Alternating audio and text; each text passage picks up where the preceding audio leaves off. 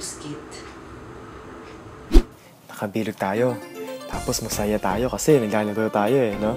Tapos, naglalaro natin, Pinoy Henyo.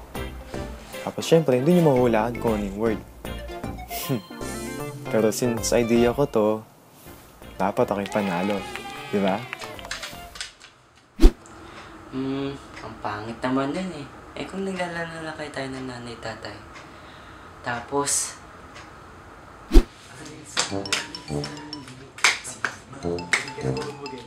out of nowhere, bugbugin natin si Ian.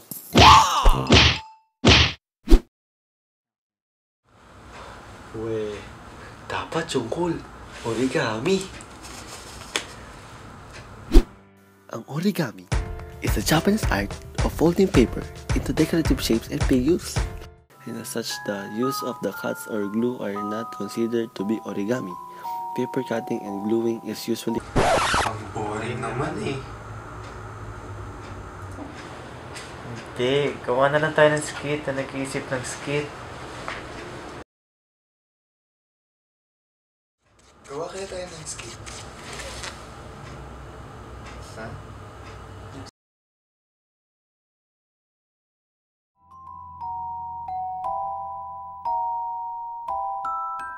paper into decorative shapes and figures.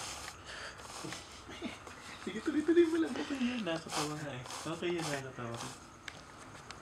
Okay yan, Ang origami is a Japanese art of folding paper